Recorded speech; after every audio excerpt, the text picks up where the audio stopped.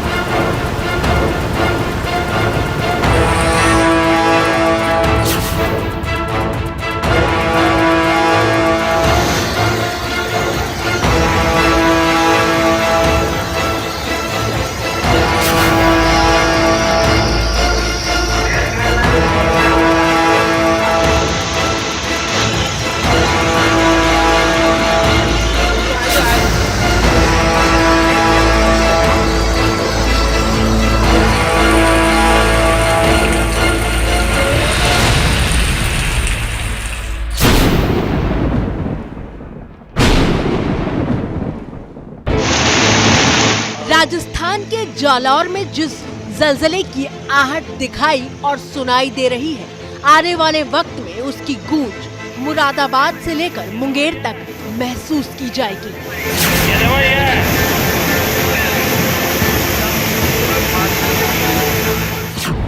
बूंदी की सड़कों पर उफनते सैलाब का सितम यूपी में बाराबंकी से लेकर बिहार के बेतिया की सीमाओं के भीतर तक दाखिल होने वाला है।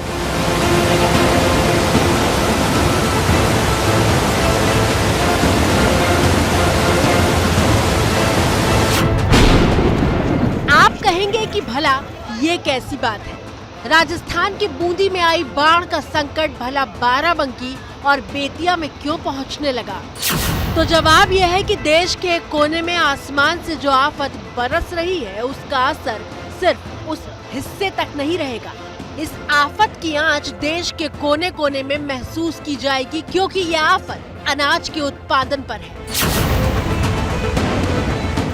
यह आसमानी आफत आपकी थाली पर है। मॉनसून के महीने में आया ये संकट आपकी रोटी और एक कटोरी दाल पर है।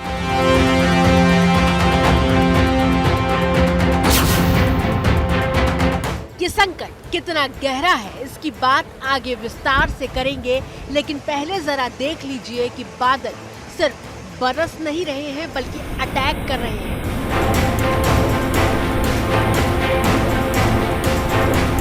और उस अटैक से जमीन पर क्या हालात हैं, इसकी पहली नजीर बना है राजस्थान का जालौर।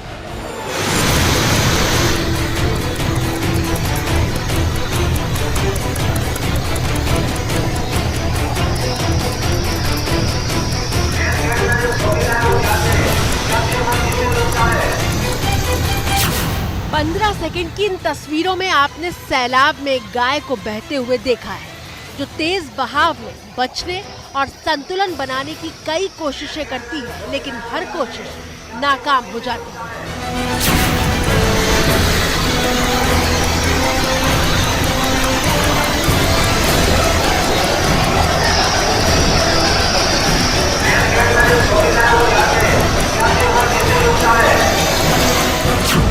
जो पानी पूरे वेग के साथ एक गाय को खिलौने की तरह बहाकर ले जा रहा है, वो कितना ताकतवर है उसे इस बात से समझिए कि गाय का औसत वजन 400 से 500 किलो के बीच होता है। अगर सैकड़ों किलो की एक गाय पानी में एक सेकंड भी ठहर नहीं पा रही तो फिर जालौर में आए सैलाब को जलजला कहना अतिशयोक्ति तो कतई नहीं है। थोड़ी देर पहले जिस जगह पर आपने गाय को बहते हुए देखा था, ये ठीक उसी जगह की तस्वीर है जहां हर कोने में प्रचंड वेग के साथ पानी आगे बढ़ता हुआ दिखाई दे रहा है। राजस्थान के जालौर में 12 घंटे से हुई रुक रुक कर बारिश के बाद नदी नाले उफान पर आ गए। शाम को 2.5 घंटे की तेज बारिश के बाद जालौर के जसवंतपुरा का सुधा माता मंदिर जलमग्न दिखाई देने लगा। 2.5 घंटे पहले सब कुछ ठीक था, दुकानें भी खुली हुई थी, लेकिन देखिए 2.5 घंटे की बारिश के बाद दुकान के सामने नदी बह निकली है।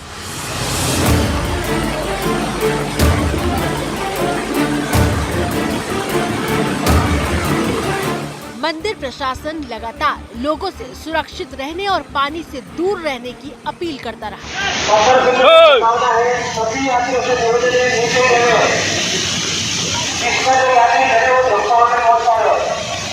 मंदिर के आसपास 5 फीट तक पानी भर चुका था। अब इन 2 तस्वीरों को देखिए। पहली तस्वीर जब हर तरफ उजाला था तब भी पानी पूरे वेग के साथ आता हुआ दिख रहा है, और कुछ देर बाद जब सूरज ढलने लगा और रात हावी होने लगी तब भी पानी उतना ही आक्रामक दिखाई दे रहा था।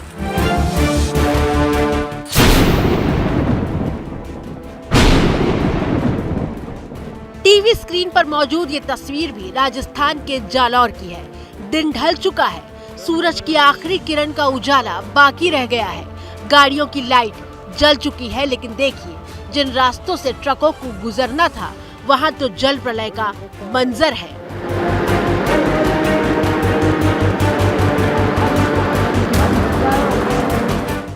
पिछले 24 घंटों में राजस्थान के जालौर में सामान्य से 145% ज्यादा बारिश हुई है।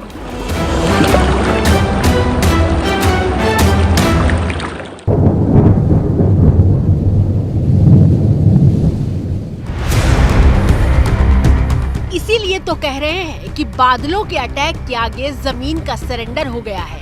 अगर सरेंडर ना होता तो किसी का आशियाना कागज की कश्ती की तरह पानी में भला क्यों बह गया होता।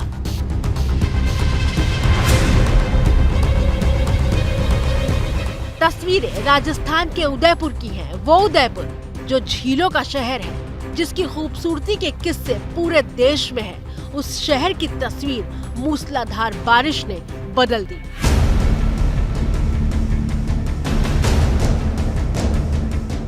और तस्वीर ऐसी बदली कि राजस्थान के उदयपुर और बारां में कोई फर्क न रहा। उदयपुर बेहाल हो गया क्योंकि पिछले 24 घंटों में वहां सामान्य से 336% ज्यादा बारिश हुई है। नतीजा ये कि उदयपुर की आयड़ नदी उफान पर है, जिसकी वजह से शहर में बाढ़ जैसे हालात बने हैं। बताया जा रहा है कि 2006 के बाद यानी पूरे 16 साल बाद आयड़ नदी में इस तरह से पानी भरा है, जिसकी वजह से निचले इलाकों में जल कर्फ्यू लग गया है।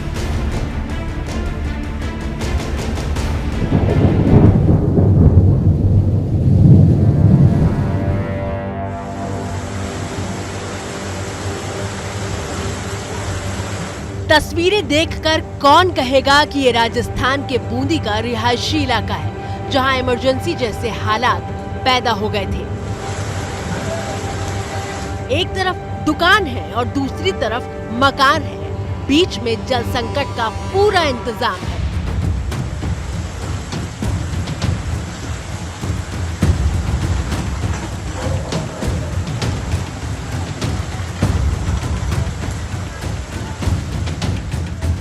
तस्वीरें 22 अगस्त की हैं, जब झील का पानी बूंदी के सदर बाजार के भीतर घुस चुका था। मुख्य बाजार की दुकानों का सामान पानी में गोते लगाने लगा था। बूंदी में बादल इतना बरसे कि तमाम मोहल्लों में एक जैसा मंजर दिखाई देने लगा था।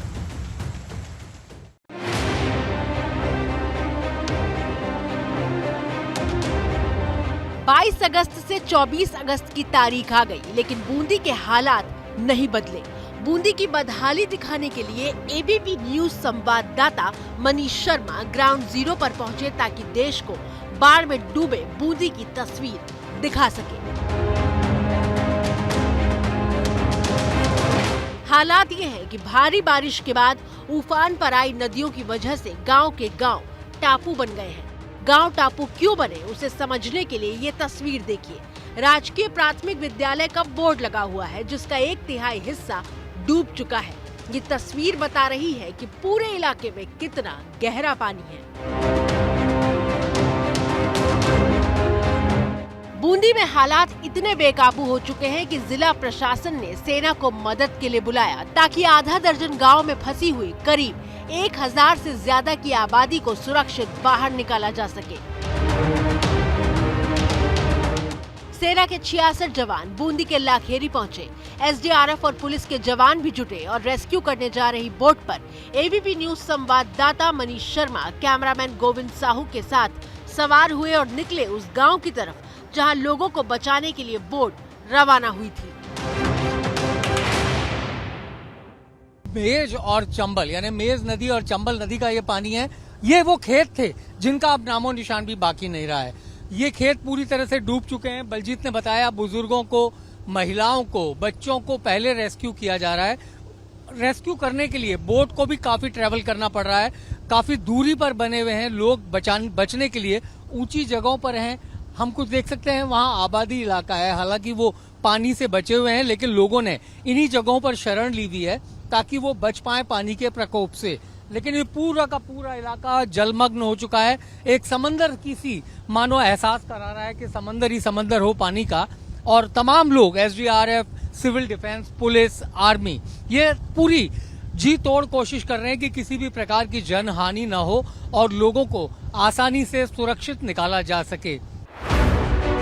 पूरे रास्ते में सिर्फ तबाही और सैलाब की जद में आए गांव के कुछ निशान थे जो इस बात की गवाही दे रहे थे कि यहाँ चंद दिनों पहले तक जिंदगी आबाद थी, जीवन था। लेकिन इस वक्त पानी ने ऐसा ब्रेक लगाया है कि जो जहाँ था वहाँ फंस चुका है। पानी की स्थिति यह है कि लगातार यहाँ पानी बढ़ रहा है क्योंकि चंबल में पानी का प्रवाह इसलिए तेज है क्योंकि पीछे मध्य प्रदेश में लगातार बारिश हो रही है, जिसकी वजह से चंबल का जल स्तर लगातार बढ़ रहा है। हालांकि राहत की बात यह है कि बारिश पिछले कुछ घंटों से लगातार बंद है और इसी की वजह से रेस्क्यू ऑपरेशन को चलाने में भी दिक्कत का सामना नहीं करना पड़ रहा।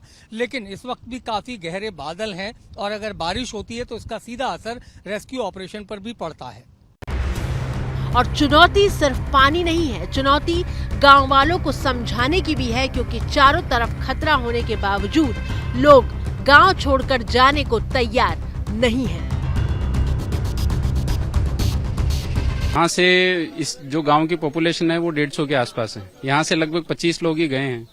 तो हमने यहाँ आके अभी 1 घंटे से समझाइश कर रहे हैं कि बच्चों और महिलाओं को और सबको यहाँ से निकलना ही है क्योंकि पानी का जल स्तर रेगुलर बढ़ रहा है।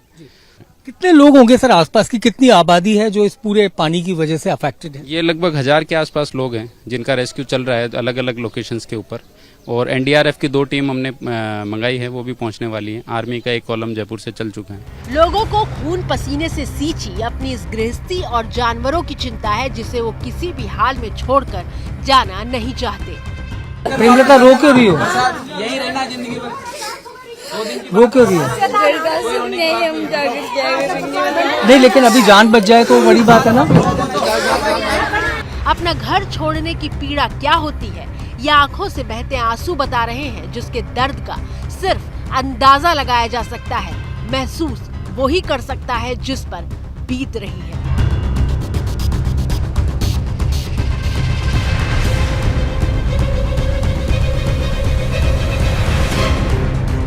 और जैसा कि हमने आपको बताया था कि बूंदी की बदहाली बेतिया तक असर करेगी, क्यों करेगी अब वो भी समझ लीजिए।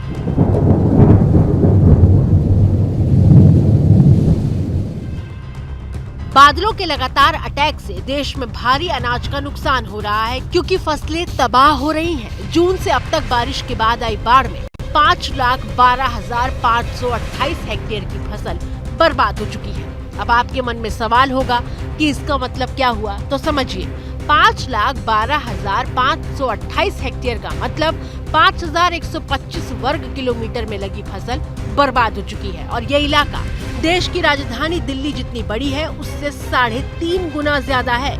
आप कल्पना कीजिए कि नुकसान कितना बड़ा है।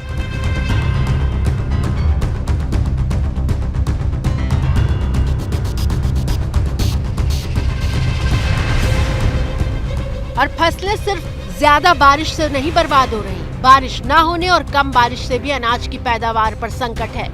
मिसाल के तौर पर धान की बुआई 8.25% तक कम हो पाई है। 30,000 वर्ग किलोमीटर के हिस्से में धान कम बोया गया है। 30,000 वर्ग किलोमीटर मतलब जितना बड़ा राज्य केरल है उसका 77% इलाका। केरल का क्षेत्रफल 38,852 वर्ग किलोमीटर है। क्या मजबूरी है मेरी, बताइए। मैं अभी आपको बताती हूँ कि मैंने ओए होए होए होए नमकीन के चटकारे लेते हुए टकटकी मार के डिबेट शो को पॉज रिपीट कर करके देख रहे हैं जोगिंदर जी। इनकी तरह आप भी देखें अपने फेवरेट डिबेट्स को रिपीट कर और डाउनलोड कीजिए ABP लाइव ऐप अपने स्मार्ट टीवी पर।